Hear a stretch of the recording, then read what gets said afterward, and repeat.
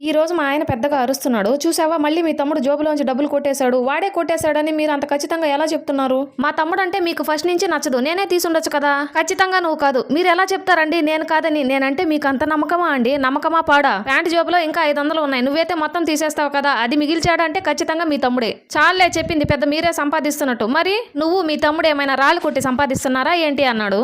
అంటారు ఎన్నైనా అంటారు వింటుంటే.